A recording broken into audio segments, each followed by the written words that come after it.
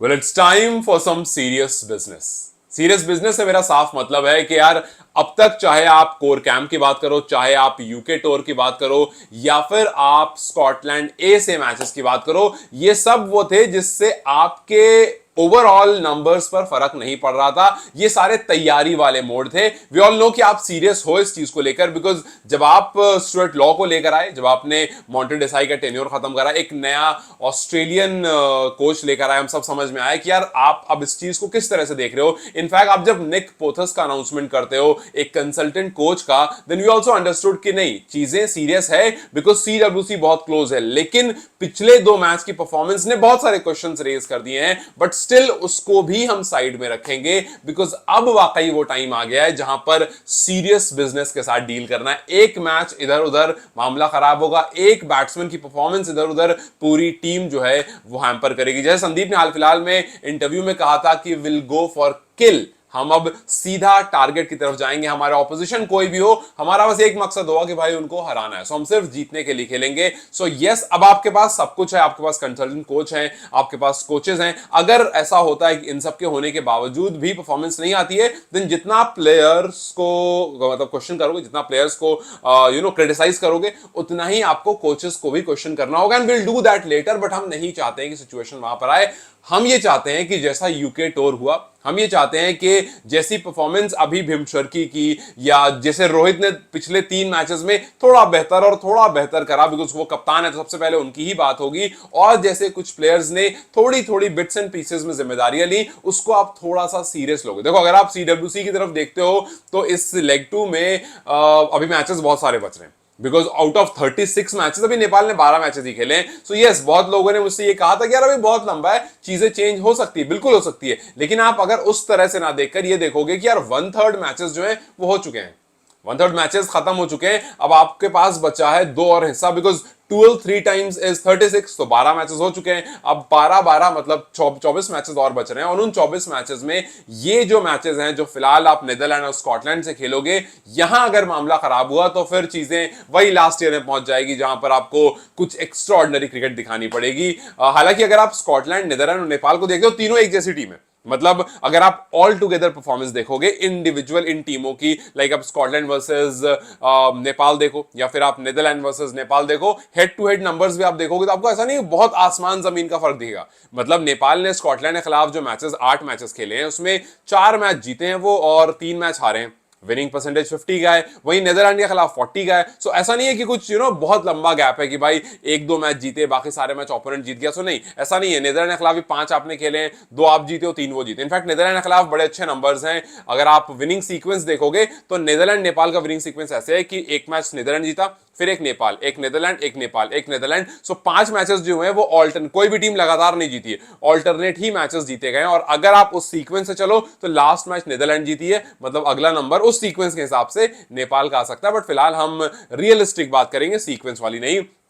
Realistic बात में सबसे पहले बात होगी यूके टूर की, बिकॉज वहीं से कहानियां शुरू हुई थी। अब मैं आपको थोड़ा सा बताना चाहूंगा कि किस तरह से अडेप्टेबिलिटी जो है वो चीजों को बदलती है, और खास करके किस तरह से इन 2 टूर्स में, चाहे आप स्कॉटलैंड की बात करो या यूके टूर की बात करो, किस तरह से थोड़ी सी अडेप्टेबिलिटी ने क्रिकेट को बदला है। जैसे यूके टूर में जब पहला मैच आपने खेला तो वहां पर आपकी परफॉर्मेंस अच्छी नहीं थी, शुरुआत अच्छी नहीं थी। 56 फॉर 6 पहले मैच अगर आपको याद हो, 56 पर 6 विकेट गिर चुका था। लेकिन उसके बाद गुलशन झा और आरिफ आते हैं, मैच को लेकर आगे जाते हैं, और 213 तक उसको जो आपको चेज करना था उस तक आप लेकर के पहुंच जाते हो, और आगे विकेट्स जो हैं, सो आपका जो लोअर ऑर्डर या फिर मिडिल से लोअर ऑर्डर जो है वो अक्सर बल्लेबाजी में काफी बार टीम को बचाता है। और लोग कहते भी हैं कि यार नेपाल की बैटिंग तब शुरू होती है जब शुरू के कुछ बैटर्स आउट हो जाते हैं, बिकॉज शुरू वाले जो है वो रिस्पॉन्सिबिलिटी नहीं लेते हैं, वो आते हैं अपने तरह ही क्रिकेट खेलते हैं। हो सकता है पहली बॉल पर चौका मारे, और हो सकता है उसके बाद 10 बॉल जो है वो डॉट खेल जाए। सो ये बहुत कॉमन सी चीज है। मिडिल ऑर्डर वाले जो प्लेयर हैं वो थोड़ी सी रिस्पॉन्सिबिलिटी लेते हैं, इस वजह से जो मैचेस नेपाल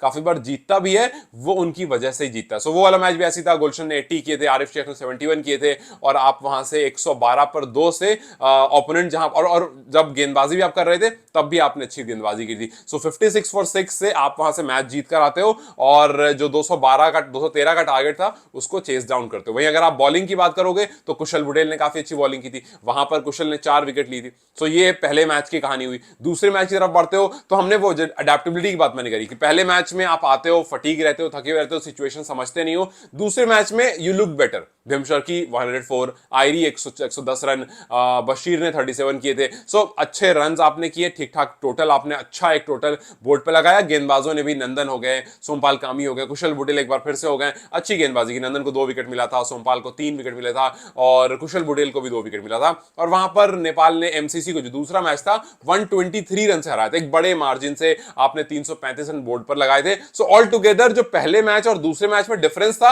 वो बहुत ज्यादा था। तो हमें समझ में आया कि हाँ भाई, पहला मैच नया नया था, कंडीशंस को समझा आपने, फिर दूसरे मैच में आकर के आपने एकदम डोमिनेट करा। फिर उसके बाद बीच में 2 T20 रखे गए जिसमें आसिफ ने स्कोर किए थे। आसिफ ने 84 रन की पारी खेली, हमें लगा था कि वो वापस आएंगे because 84 not out is a very good number, वो भी 42 बॉल्स में, बट वो T20 तक ही सीमित रहा। T20 के बाद बहुत अच्छे नंबर्स उनके ओडीआईज में नहीं दिखे। बट फिर आप एक और मैच खेलते हो ओडीआई का, उसमें जो वनडे एक और मैच होता है 50 ओवर्स का, उसमें आप 294 करते हो, लगभग 300 की पारी आप 300 बोर्ड पर लगाते हो। और उस मैच में भी भीमशर्की ने 92 किए थे, इसके पर रोहित पौडेल ने 61 किए थे। हालांकि वो 61 थोड़े स्लो जरूर आए थे, लेकिन हमें उम्मीद थी कि आगे जाकर वो और बेहतर हो सकते हैं। और दीपेंद्र आयरीन ने 49 किए थे। सो प्लेयर्स ने रन करने शुरू कर दिए थे। आप उस ग्रुप में आ गए थे जहां पर जैसे गुलशन 24 14 बॉल्स में, फिर कुशल और आसिफ के 30 और 20 मिलाकर 50 रन आए थे। सो ऐसा लगने लगा था कि हाँ भाई, अब ना चीजें मतलब बेहतर हो गई है। और कुशल एज यूजुअल बॉलिंग में, उन्होंने वहां पर भी 4 विकेट लिया था। सो जब तक यूके टूर खत्म हुआ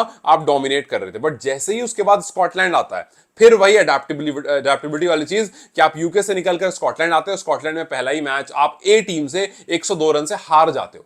यहां पर कहानी जो शुरू होती है कि भैया, जब तक आपके सामने एक लो लेवल की टीम थी, आप डोमिनेट कर रहे थे। जैसे ही स्कॉटलैंड की ए टीम, स्कॉटलैंड की मेन टीम भी नहीं, ए टीम आई, आप 102 रन से उनसे हार गए। सो ये थोड़ा सा शॉकिंग क्रिएट करता है। ये मतलब बैटर्स के लिए बहुत सारे सवाल खड़े करता है कि भाई मतलब क्या हुआ। बिकॉज अगर आप बॉलर्स की बात करोगे, स्टिल यस क्वेश्चंस थे, बिकॉज आपको और जल्दी टीम को ऑल आउट करना था। लेकिन आप एक्सपेक्ट करोगे कि बैटर्स जो है वो इन रन्स को 220 230 को जो है चेस डाउन कर लें। और अगर आप बैटर्स की तरफ देखो तो बहुत बुरी परफॉर्मेंस। कुशल बुटेल 8, अनिल 0, भीमशर की 2, रोहित के 17 रन, आरिफ के 44, अकेले आरिफ ने रन किए थे, बशीर के 7, गुलशन के 10। सो किसी ने रन नहीं किए। लेकिन दूसरे मैच में थोड़ी चीजें बेहतर हुई।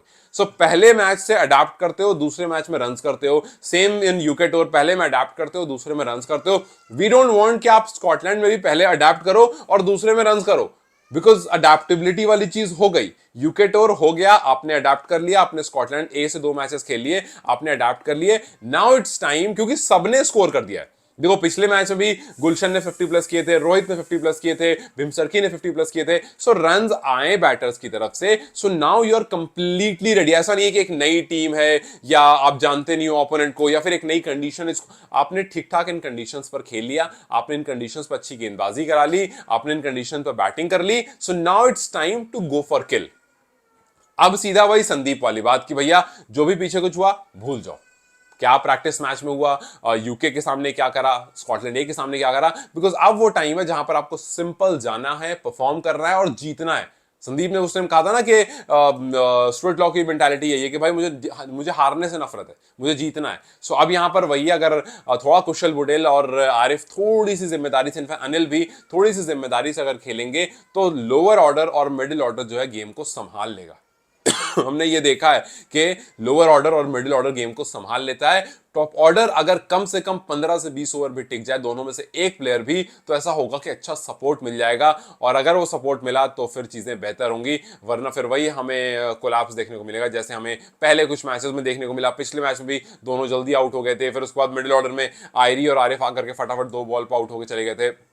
सो ये सब कुछ छोटी छोटी चीजें जिसको चेंज होने की जरूरत है। इफ दैट हैपेंस तो जो स्कॉटलैंड ए वाले रिजल्ट्स हैं वो नहीं होंगे। एंड मुझे कुछ लोगों ने कहा कि आप कुछ ज्यादा क्रिटिसाइज कर रहे हो, मतलब आप और क्या चाहते हो। तो यार देखो सीधी सी बात है, आप स्कॉटलैंड ए के खिलाफ अगर ऐसी परफॉर्मेंस दोगे तो मैं तो यही सोचूंगा कि यार आप स्कॉटलैंड के लिए तैयार नहीं हो, मतलब आप मेन टीम के लिए तैयार नहीं हो, क्योंकि आप उनकी ए टीम के साथ हेड टू हेड मिलाकर के या शोल्डर शोल्डर मिलाकर के परफॉर्म नहीं कर पा रहे हो। सो लेट्स जस्ट होप कि अब तक जो हुआ वो लर्निंग फेज था, अब जो आएगा वो एग्जीक्यूशन फेज आएगा और उसमें रिजल्ट्स जो हैं वो नेपाल के फेवर में आएंगे। हालांकि जैसा मैंने पिछले बार भी कहा था कि मुश्किल लग रहा है, बिकॉज फिलहाल परफॉर्मेंस उतनी ओवर द टॉप नहीं है, लेकिन काफी बार ऐसा होता है कि जब आपके मेन मैचेस आते हैं तो वहां पर बैटर्स भी थोड़ा सा सीरियस हो जाते हैं और थोड़ा सा अच्छा परफॉर्म करते हैं। सो आई एम होपिंग कि कुछ वैसा ही हो। आई एम होपिंग कि अब तक जो हुआ जिसमें 19-20 हुआ वो सब बात की बात है। बहुत सारे बैटर्स जिन्होंने रन किए जैसे भीम शर्की, मतलब मुझे बहुत उम्मीद है hopefully he will do something very good. मुझे आई एम श्योर के